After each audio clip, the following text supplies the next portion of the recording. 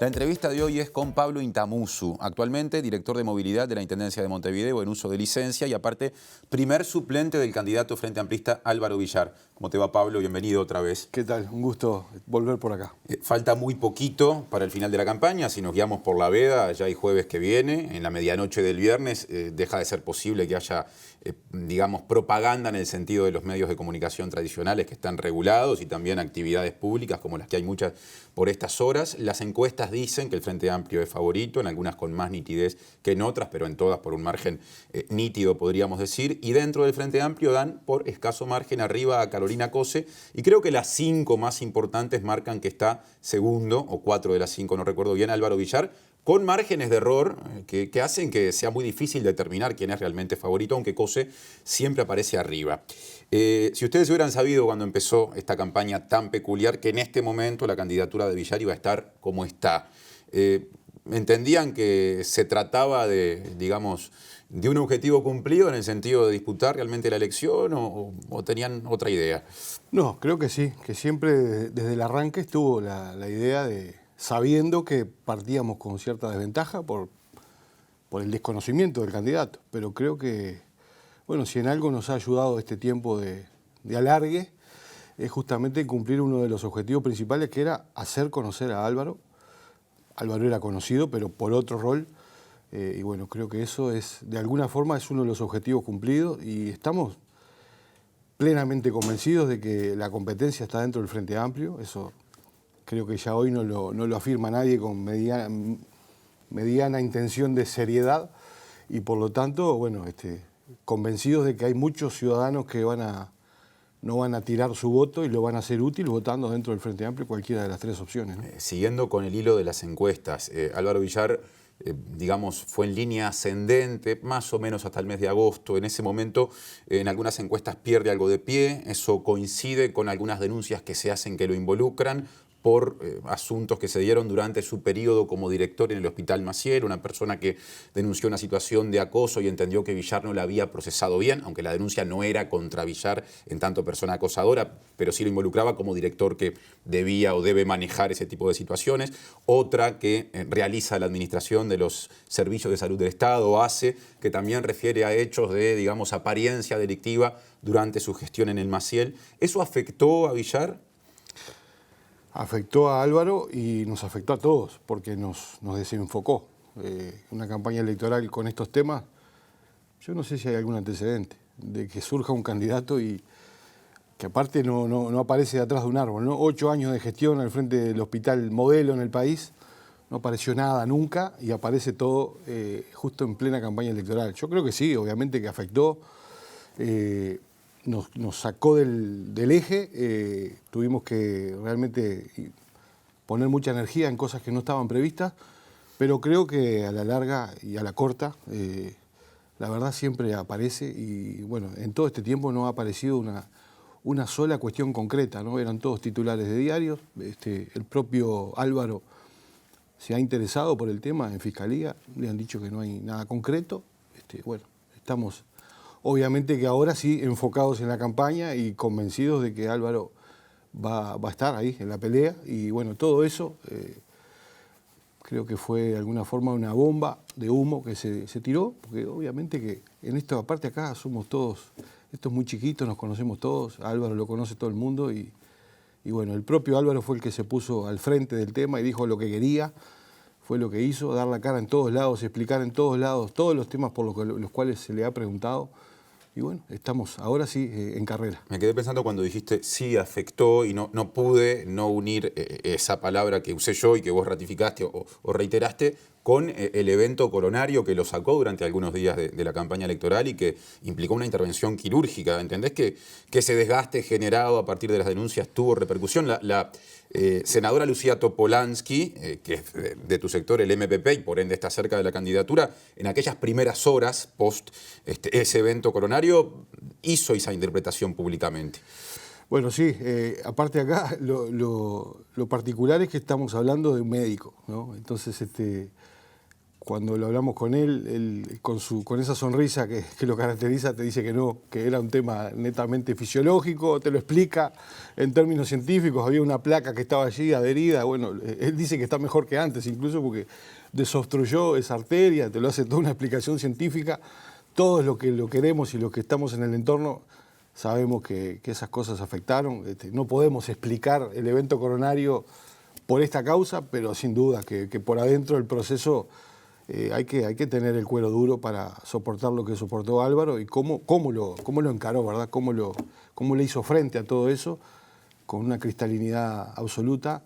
Y yo creo que en el fondo siempre afectan esas cosas, ¿no? La campaña de Villar ha tenido un tono que no es el tradicional, por lo menos cuando desde el Frente Amplio se habla de múltiples candidaturas, pero sobre cierta base de lo que se define como fraternidad. Desde la frase aquella, Montevideo es una mugre, que tanto dio que hablar en su momento, hasta algunas más recientes. Por ejemplo, en los últimos días dijo, está mal que estemos inaugurando obras a unos días de la campaña, con respecto a la actual gestión de la Intendencia de Montevideo. Hoy, por ejemplo, se inauguró el Centro Crece en Flor de Maroñas.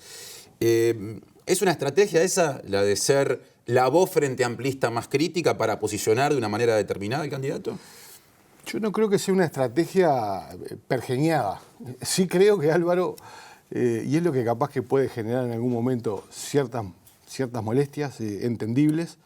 El propio Álvaro, en la primera vez aquella que tú citabas, de algunas expresiones, él mismo hizo la autocrítica y dijo que no era lo más correcto, pero creo que lo que tiene Álvaro Villar es que observa la ciudad como un ciudadano. O sea, el resto de los que estamos en la vuelta estamos más metidos adentro de la gestión y cometemos a veces, yo mismo cometo el error de tener una defensa, y cuando Álvaro o cualquier ciudadano se para como ciudadano y nos hace la crítica, bueno, yo de las cosas que he aprendido estando con Álvaro es justamente que para poder mejorar hay que hacer la crítica. Él no se para, él lo dice, no me paro como la lechuza en un palo a observar y a hacer las críticas desde afuera, sino desde adentro, porque él mismo, incluso en su gestión en el Maciel o en el Hospital de Tacuarembó, él lo explica claramente. Si uno quiere superar lo que está haciendo y mejorar, siempre tiene que ver lo que le falta. Y siempre hay cosas que faltan. Particularmente no lo tomo como una crítica a mi gestión, pero Álvaro ha planteado, y yo estoy de acuerdo con eso, que en materia de transporte hemos hecho un montón de cosas, pero hay un montón de cosas por hacer. Entonces, plantearle a la gente que vamos a hacer lo mismo no enamora a nadie, no entusiasma a nadie. Lo que nosotros tenemos que hacer es justamente ver lo que queda por hacer y plantear cómo lo vamos a hacer. Ya irá a las cuestiones de movilidad porque son uno de los, digamos, pilares de la campaña en términos de propuesta, de la campaña de Villar hablo puntualmente, pero quería detenerme en tu doble condición de candidato suplente de Villar, primer suplente, o sea, si Villar llegara a la intendencia, en caso de vacancia, licencia, vos serías el intendente de Montevideo, pero al mismo tiempo de jerarca, aunque en uso de licencia, de la actual administración. Cuando Villar hace referencia, por ejemplo, a que no es conveniente inaugurar obras a tan pocos días de las elecciones, y habiendo ejemplos como obras inauguradas en la jornada de hoy, la del Crece de Flor de Maroñas, que podríamos sumar en esa lista de digamos, nuevos espacios que se están poniendo al servicio del público tan poco tiempo antes de una elección departamental y municipal. ¿Entendés que allí la actual gestión está cometiendo un error? Ahí capaz que tendría que pararme en cada uno de las instancias, de las cuestiones, ¿verdad? En el caso del Crece que se inaugura hoy, creo que es una cuestión emblemática de todo este periodo, así como el espacio Débora Céspedes en el Cerro. Yo creo que hay obras que son muy emblemáticas y creo que es correcto que el actual gobierno, el actual intendente participen en esas inauguraciones. Creo que lo que Álvaro planteó y a lo que tú haces referencia es al hecho de transformar esas inauguraciones en eventos que se puedan vincular con lo electoral. Yo en eso creo que estamos todos de acuerdo que no es lo más adecuado y creo que de últimas no está pasando, ¿no? Pasamos ahora a las propuestas. Me parece que la que más, digamos, resonancia o repercusión generó es el denominado Plan de Movilidad Integrado, que presentado a fines de agosto, de alguna manera planteó el empleo de un corredor en términos de movilidad en la ciudad, de transporte colectivo que integra tranvía con un sistema de bus conocido como Metrobús eléctrico y también el empleo de las vías férreas que se están desarrollando a propósito del proyecto de ferrocarril central para desarrollar trenes de pasajeros. Muchas veces en campañas departamentales se ha hablado de proyectos similares a este, no se han concretado hasta el momento, hay gente que por esto mismo los escucha sin otorgarles mayor credibilidad. ¿Por qué debería ser este el momento? ¿Por qué habría que creer ahora en esta propuesta? Creo que la principal es que hay una cantidad de condicionantes que no se habían dado hasta ahora y por eso creo que no se logró una propuesta realmente transformadora. Yo creo que te lo decía al pasar en el inicio, creo que se han hecho una cantidad de cosas en el transporte público en la ciudad, pero llegó el momento de dar un salto en calidad. Ese salto en calidad lo hemos analizado mucho, lo hemos pensado mucho. Esto no surge en poco tiempo. Creo que hay un proceso de acumulación de ese análisis y creo que ese tranvía en 18 de julio y Ciudad Vieja nos permite resolver de la mejor forma, empezando por el centro, empezando por el núcleo central del problema. El transporte público en la ciudad, si uno mira el mapa de Montevideo, se va a encontrar que es como una mano, ¿verdad? Son muchas radiales principales que llegan hacia el centro de la ciudad. Otros intentos, otras instancias, otros proyectos empezaron desde afuera hacia el centro. Nosotros estamos planteando de empezar a resolver el núcleo central, en donde circulan más ómnibus, donde camina más gente y donde tenemos la mayor movilidad, que es el eje 18 de julio y Ciudad Vieja, que lo que hace es recibir, ¿verdad?, todas esas principales vertientes de movilidad y de transporte de la gente. Nosotros estamos planteando entonces empezar por esto, resolver el núcleo central y después incorporar, en este caso, concretamente lo que estamos planteando es el eje de Avenida Italia y San Anastasio y el eje de 8 de octubre. 8 de octubre es el principal corredor de transporte masivo. ¿Qué medio de transporte habría en ese eje 18 de julio y de Avenida España? Perdón, Italia. Yo sé que siempre hay poco tiempo en televisión, pero el tema del tranvía y el tranvía eléctrico en Ciudad Vieja y 18 de julio es una cosa. Nosotros después a eso le vamos a acoplar distintas soluciones. No es la misma la solución, no es igual la solución de Metrobús en Avenida Italia que la solución de Metrobús en 8 de octubre. Pero son buses en los dos casos. Son buses eléctricos, articulados o biarticulados. El concepto de Metrobús, creo que muchos uruguayos viajan a Buenos Aires, es lo que es el concepto, en lo conceptual es lo que hizo Buenos Aires con esos carriles segregados, ¿verdad? En el caso de 8 de octubre... ¿No es parecido a los corredores como de Garzón y General Flores? ¿Es lo mismo, se podría decir? Es similar, pero en el caso de Avenida Italia es una cosa y en el caso de 8 de octubre es otra. En 8 de octubre no tenemos los anchos generosos que tenemos en Avenida Italia. En Avenida Italia podemos pensar en un Metrobús, esto hay que definirlo en la etapa de proyecto, que nos va a llevar un año, pero la idea central es que circule el Metrobús contra el cantero de Avenida Italia, que es un cantero ancho, generoso. Eso nos lleva a pensar en unidades articuladas o biarticuladas que transportan hasta 180 o un poco más de pasajeros, ¿verdad? Tomando el ómnibus o embarcándose al ómnibus desde la puerta izquierda, ¿no? Esa es una solución. Y en 8 de octubre tenemos que pensar en otra solución porque no tenemos los anchos suficientes. Lo principal acá, Martín, es lograr ese salto en calidad.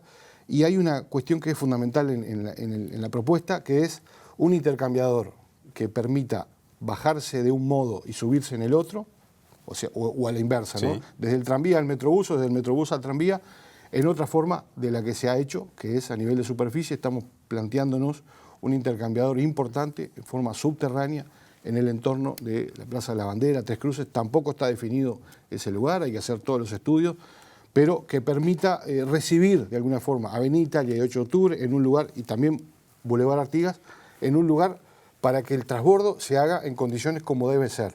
Y debe haber una gran frecuencia de un lado para el otro. Nos queda poco tiempo. En ese sistema proyectado, ¿qué rol desempeñaría el tren de pasajeros que, si no me equivoco, ustedes plantean que debería funcionar sobre el ramal principal, que es el mismo que va a usar el tren de carga del proyecto de Ferrocarril Central? Sí, el tren de pasajeros desde el norte, o sea, del eje Ruta 5, ¿verdad? Las Piedras, La Paz, Progreso, Colón, ¿verdad? Todo ese eje, en conjunto con el Metrobús, que también tiene que venir desde el oeste de la ciudad. Ahí no juega o no corre este intercambiador en la zona de Tres Cruces, ¿verdad? Ahí tenemos que buscar el lugar también para hacer el intercambio, estamos pensando en la zona del Entrevero. Eso no está tan definido como si está definido lo otro, pero lo que tenemos que hacer es, porque también depende de algunas decisiones que tome el Gobierno Nacional a nivel de AFE, ¿no? si esa estación última, que hoy por hoy la terminal de pasajeros de trenes está bastante corrida de lo que era la antigua estación Artigas. Está más cerca de la torre de las telecomunicaciones, Exacto, ¿no? O sí, a medio camino. Pero hay que ver si esa estación queda en ese lugar y a partir de allí resolver cómo enganchamos el tren con el ómnibus, con la tarjeta STM. Eso lo estuvimos pensando y soñando incluso antes de que comenzara la obra. Ahora, estuvimos a punto. Un proyecto de este tipo siempre plantea la duda de la financiación, ¿no? De Siempre. cómo financiarlo. Por ejemplo, en ese mismo lugar estuvo hace pocos días Pablo Ferreri, que es el primer suplente de otro de los candidatos frente amplistas, de Daniel Martínez, y hablando de las propuestas de la campaña de Martínez, habló de un nivel de gasto máximo de unos 250 millones de dólares en una serie de propuestas no necesariamente vinculadas a esta temática. Ustedes están hablando de 500 millones de dólares para esta propuesta en particular. ¿Es este el momento, en función del contexto económico, de eventuales diferencias con un gobierno central o nacional que no es del mismo signo político que el de Montevideo, en caso de que el Frente Amplio lo retenga, como para plantear algo tan ambicioso? ¿Es este el momento? No tenemos dudas que es este el momento, porque si no, aparte, ¿cuándo va a ser el momento? No podemos imaginarnos en seguir 5 años más con el sistema de transporte como está, por varias razones. Entre otras, porque le estamos pidiendo a la gente que utilice el transporte público, deje el auto en la casa, haga un uso racional del auto. Entonces tenemos que ofrecer ese salto en calidad en el sistema. Y por otro lado, si se hubiera pensado de esa manera, no se hubiera hecho el saneamiento en la ciudad. El tema es que la deuda no comprometa la viabilidad de la intendencia futura en otros aspectos. Eso está estudiado, no es mi especialidad. Estos temas han sido estudiados por un grupo de economistas que trabajan con Álvaro, entre ellos Mario Vergara, Jorge Polgar. Esto está estudiado, es absolutamente financiable, es viable y estamos convencidos que es el momento, Martín, porque además de eso, ¿cómo va a salir el país de la crisis yendo al recorte y al recorte y al recorte? Nosotros somos de la escuela de que de las crisis económicas se sale inyectando dinero en la economía, y esa es la forma de mantener los motores de la economía. Si no, ¿cuál va a ser la fuente de trabajo si se retrae también la inversión pública? Tenemos que ser audaces, tiene que haber liderazgo en estos temas y bueno, estamos convencidos que Álvaro es el que va a llevar adelante eso. Pablo Intamuzú, gracias por este rato para TV Ciudad. Gracias a ustedes. Hasta la próxima. Un gusto.